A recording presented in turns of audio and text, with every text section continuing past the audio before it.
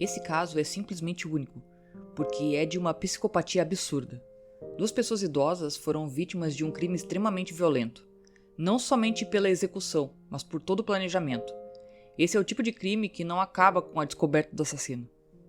Oi gente, bem-vindos ao canal, eu sou a Roberta Hoff. Já vai deixando o like, apoia o canal, tô precisando, tava com o canal muito tempo parado por causa das enchentes, conseguimos agora voltar e estamos iniciando os trabalhos, então compartilha no que dá, se inscreve no canal se não for inscrito, ativa o sininho, tem vídeo terça e quinta e considerem se tornarem membros, se quiserem e puderem. O caso de Carol e Stephen Baxter.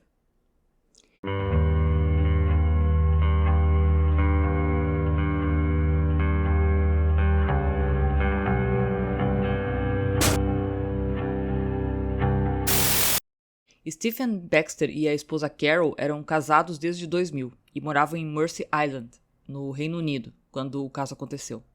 Eles já tinham 2 filhos e já eram avós também. A Carol era a diretora administrativa da Casplash, uma empresa de acessórios para banheiro. A empresa era mais conhecida pelos tapetes de banho curvos projetados para serem colocados nos pisos ao redor dos chuveiros. O marido, o Stephen, era proprietário da empresa. Ele também era líder global em risco operacional e garantia para a empresa imobiliária Jones Land. O casal morava na sua casa de 1 milhão de libras em uma rua tranquila na ilha. Os dois estavam morando no bairro West Mersey, que tinha cerca de 7 mil habitantes. Pelo tamanho da comunidade, todos eram muito leais e unidos. Eles participavam das mesmas escolas por gerações e frequentavam as mesmas igrejas. Nos últimos anos, a saúde da Carol se tornou cada vez mais frágil, mais preocupante. De acordo com os familiares, a Carol sofria de um problema de tireoide e foi diagnosticada com a doença de Hashimoto, que é um distúrbio autoimune que afeta a glândula tireoide. Hashimoto pode causar sintomas como fadiga, perda de concentração e memória. No domingo de Páscoa, dia 9 de abril de 2023, Ellie Baxter, a filha da Carol, foi até a casa dos pais para ver como eles estavam. Já fazia 2 dias que nenhum deles atendia as ligações dela, o que era bem estranho. Até porque estava se aproximando o fim de semana do feriado. A Ellie descobriu que as persianas das janelas ainda estavam fechadas. Nada tinha mudado desde que ela tinha estado na propriedade pela última vez. Então ela seguiu o caminho na direção dos fundos da casa e pôde ver que os pais estavam dentro do jardim de inverno. Ambos estavam sentados nas poltronas, sem se mover. Ela chamou e, como eles não se moviam, ela quebrou uma janela para poder entrar. Então a Ellie fez 2 ligações. A primeira foi para o amigo da família, Luke DeWitt, que só morava algumas ruas adiante. Ele saiu da casa imediatamente e foi correndo ao encontro dela. A segunda ligação foi para o 999, o serviço de emergência. Quando o Luke chegou, ele pegou o telefone da Ellie e começou a falar com a atendente da emergência. Ela estava descontrolada. Ele começou a passar as informações necessárias para ela, dizendo o que ele sabia ou o que ele não sabia do que tinha acontecido. O Stephen e a Carol Baxter foram encontrados sentados juntos no jardim de inverno, ambos frios ao toque. Não tinha sinal de violência, a casa não mostrava sinais de entrada forçada, a não ser a janela quebrada pela Ellie para alcançar os pais lá dentro. Suspeitando que havia um vazamento de monóxido de carbono, que é um gás mortal e sem cheiro, eles abriram as portas e as janelas para arejar a casa. Quando a polícia chegou, eles falaram com o Luke para tentar entender com o que os socorristas poderiam estar lidando. O Luke era um graduado em ciência da computação de 33 anos. Ele era amigo dos Baxters. Luke cresceu em Mersey Island e ainda morava com a mãe apenas algumas ruas adiante. Ele começou a ajudar o Stephen e a Carol com os negócios de tapete de banheiro quando projetou um novo site para a Casplash. E desde então ele se tornou bastante próximo do casal, visitando eles regularmente para tomar uma xícara de chá, separando os medicamentos e incentivando a Carol a cuidar de si mesma em meio aos problemas de saúde que ela tinha. A pedido dos paramédicos, o Luke reuniu as receitas do casal dentro da casa. Ele disse que viu os dois pela última vez na sexta-feira. Ele disse que conversou com a Carol sobre o trabalho, mas ele disse que foi só um bate-papo. Depois ele contou que naquele fim de semana estava ocupado e não veio ver os dois. A única coisa que eles deduziram foi que o casal estava vivo na sexta-feira. Quando a polícia chegou, ele avisou que entrou na casa para pegar os remédios da Carol que os paramédicos pediram para ele e também informou o que ela tomava e como ela tomava e qual era o estado de saúde dela. Carol Baxter se deteriorou rapidamente nos últimos 2 anos da vida dela. Ela estava agindo de forma estranha, demonstrando o comportamento que normalmente seriam atribuídos à demência, Parkinson ou até mesmo às sequelas de um derrame, embora ela não sofresse nenhuma dessas condições. Os Baxter procuraram a ajuda de vários médicos para os sintomas da Carol. Ela estava em contato regular com a doutora Andrea Baldwin, uma endocrinologista na Flórida, que prescreveu uma série de remédios fitoterápicos para ajudar ela com os problemas da tireoide. A causa das mortes rapidamente foi descoberta, quando o relatório toxicológico voltou. Os resultados mostraram que os Baxters haviam consumido doses letais de fentanil. Ao contrário dos Estados Unidos, onde a droga está no centro da epidemia de opioides, o fentanil não era comum no Reino Unido e podia ser prescrito só em casos graves aplicáveis. Mas o fentanil não foi a única substância mencionada no relatório. Os patologistas descobriram que a Carol também tinha sido envenenada com altas doses de prometazina e medicamentos de venda livre, frequentemente usados como soníferos. Com esses resultados em mãos, a polícia de Essex lançou formalmente uma investigação de assassinato. Ellie Baxter lembrou que nos 2 anos antes da morte, a mãe ficou um pouco desesperada. Ela chegou a um ponto que faria qualquer coisa para melhorar a saúde. A filha disse que a Carol seguiu o conselho da Dra. Baldwin com a ajuda do Luke. Luke DeWitt ajudava a Carol indo com ela para a academia e fazendo smoothies que deveriam ser ricos em benefícios para a saúde. Como a Dra. Baldwin estava na Flórida, o Luke fazia vídeos da Carol para documentar a condição e o comportamento dela para Baldwin ver e avaliar. O casal descreveu o Luke como sendo seu mixologista. Enquanto ele preparava ervas bebidas para Carol com base nas instruções da médica, incluindo algo descrito como bombas de energia para animar ela. Em uma mensagem, a Carol garantiu ao médico que o Luke sempre fazia todas as misturas dela. O plano da Dra. Baldwin era tão bom que a médica estava entre os primeiros contatados pela Ellie Baxter após o falecimento da Carol e do Stephen. A médica ofereceu condolências. Apesar dos remédios fitoterápicos ao longo daqueles 2 anos, a Carol não estava melhorando. Em fevereiro de 2022, uma taxa de 17,7 milímetros foi encontrada dentro do sistema digestivo da Carol Baxter, depois que ela foi internada no hospital com dor abdominal. Após os assassinatos, o plano de tratamento da Carol e o individual que ela administrava foram examinados. O último indivíduo a ver o casal vivo foi o Luke, às 19h55 no dia 7 de abril, sexta-feira santa. Uma hora antes de sair, 6.000 libras foram transferidas da conta da empresa pela Carol. Outra coisa curiosa, dentro da casa dos Baxters, os filhos encontraram um pequeno testamento de 5 partes que não era o documento de longa data mantido pelos advogados do Stephen e da Carol. Esse novo documento detalhou como o querido amigo Luke DeWitt se tornaria o diretor e pessoa com controle significativo do negócio de sucesso de tapete de banho da Carol, a Casplash. Segundo esse testamento, o Luke assumiria o controle da empresa, exceto, é claro, se esse testamento fosse uma falsificação. Em julho de 2023, depois de 3 meses de investigação, a polícia de Essex prendeu Luke DeWitt por suspeita de assassinato de Carol e Stephen Baxter no dia 7 de abril de 2023. A comunidade de West Mercy ficou chocada com a notícia da prisão. O Luke morou na área durante toda a vida. Ele foi voluntário em um refeitório, ajudou no carnaval da cidade e se apresentou como gentil e prestativo para os colegas da academia. Uma pessoa na academia comentou que o Luke parecia devotado a Carol quando fazia exercícios regulares juntos.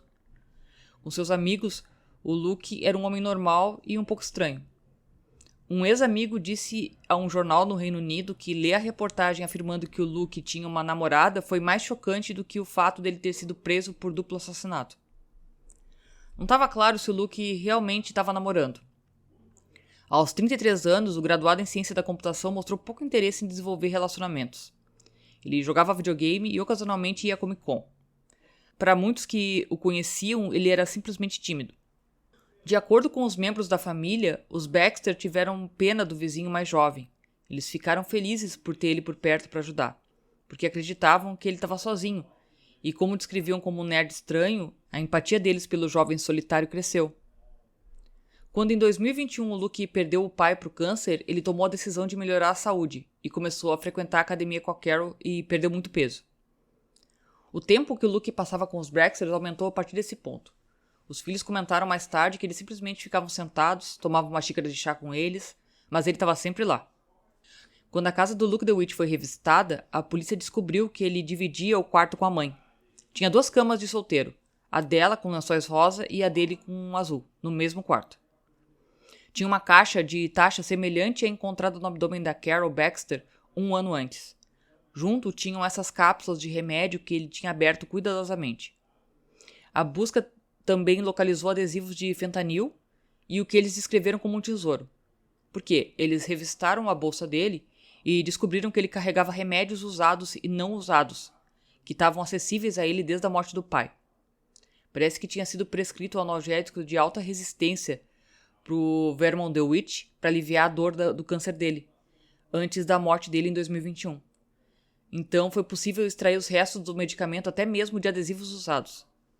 O Luke disse para o policial que tinha esses medicamentos na bolsa para devolver eles a uma farmácia e que acabou esquecendo.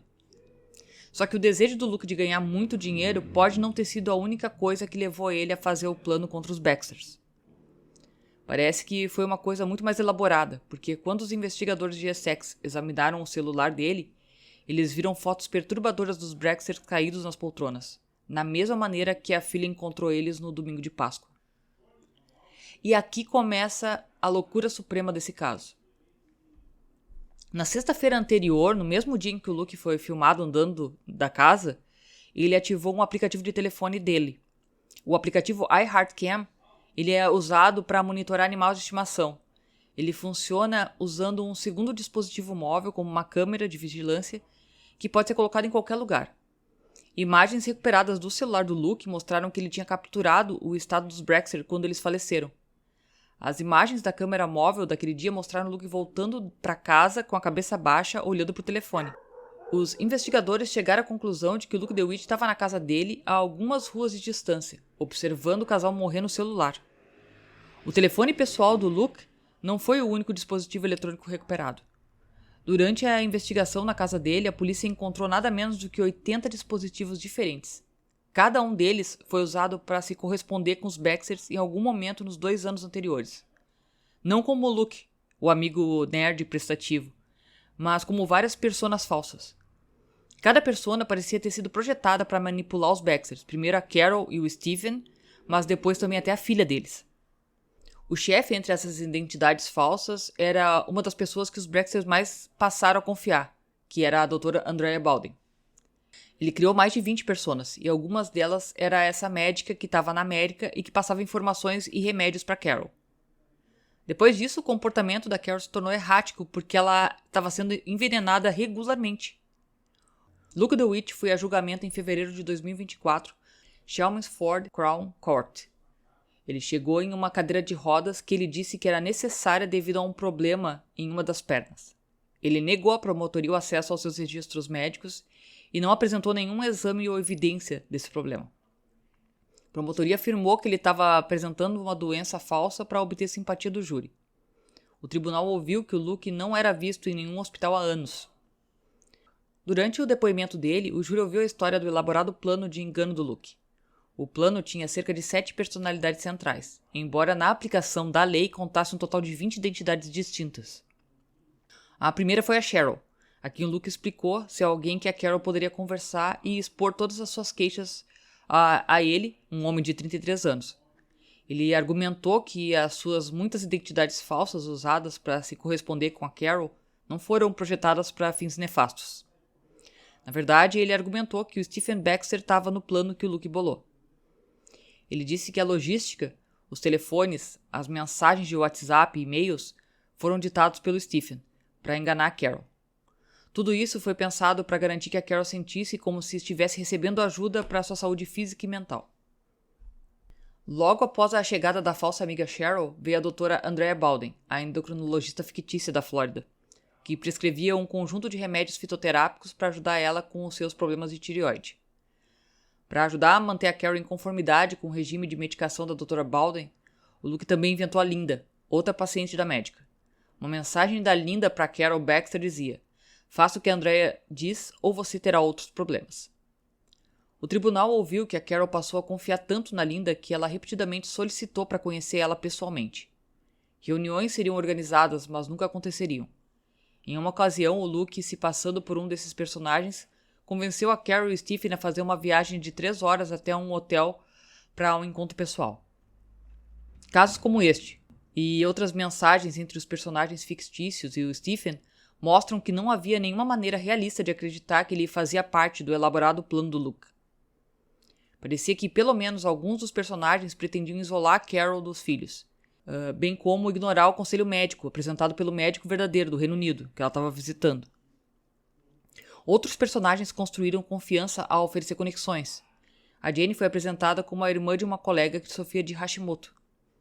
Jane era uma produtora de teatro que alegou ser capaz de ajudar a filha em ambições que ela tinha de ser vocalista. A polícia acessou o telefone do Luke e descobriu gravações de voz que ele havia feito praticando a voz que planejava usar para se comunicar como Jane. O Luke enviou uma mensagem de texto para Ellie Baxter fingindo ser a Jane, em que ele escreveu: "Oh não, minha querida, sinto muito." Luke continuou fingindo com a Ellie por meses após o assassinato. Ele apoiou ela no funeral dos pais, fingiu ser a amiga mais próxima e procurou repetidamente como outra amiga falsa. Uma das personas finais foi usada para convencer os Baxter a engolir o veneno que os mataria. A partir de março de 2023, o Luke enviou e-mails fingindo ser o Dr. Alan Mandel. Em abril de 2023, o mês em que os Baxters morreram, eles se inscreveram em um programa de desintoxicação do fígado.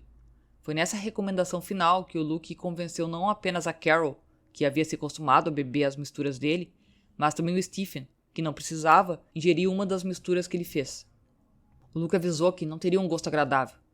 Não se sabe exatamente como os Baxters foram envenenados, mas se acredita que o Luke esmagou comprimidos de furano ou fagan, que contém cloridrato de prometazina em pó, e colocou nessas bebidas saudáveis. A droga teria deixado os Baxters muito sonolentos.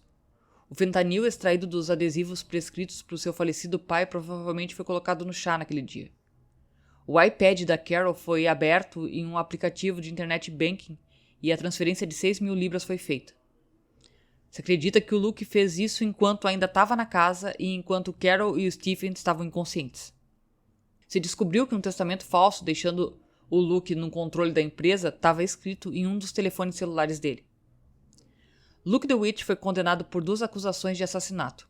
A polícia de Essex acreditava que o Luke era um assassino frio e calculista em algum tempo, que ele fingia ser amigo das pessoas, ser um membro íntegro, prestativo e gentil da comunidade. Mas a realidade era muito mais sinistra, porque o Luke fez de tudo para encobrir os rastros. Ele enganou todos que conheciam, que o acolheram em suas casas de família e que confiaram nele para ajudar ou que pelo menos acreditavam que ele estava ajudando. Essas mentiras e esse engano constou nas provas que ele deu no tribunal, porque vergonhosamente ele baseou a defesa no conluio entre ele e o Stephen. O Stephen tragicamente não estava lá para se defender, mas de tudo que sabiam sobre ele, isso nunca poderia ter acontecido. Luke DeWitt era um homem muito perigoso. Se ele não tivesse sido pego, ele teria matado mais pessoas. O Luke foi condenado à prisão perpétua com pena mínima de ser cumprida de 37 anos. Em sua sentença, o juiz Lavender observou que o termo sádico usado pela promotoria não era muito correto para descrever as ações horrendas do Luke.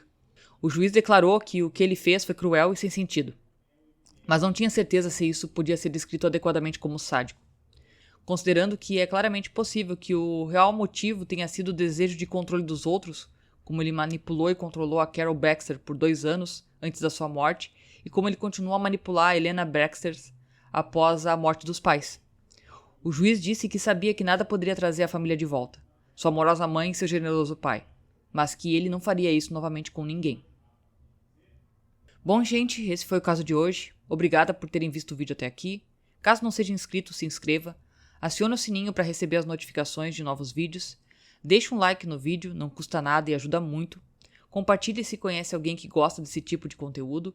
E lembre-se, se cuidem, fiquem bem e beijos.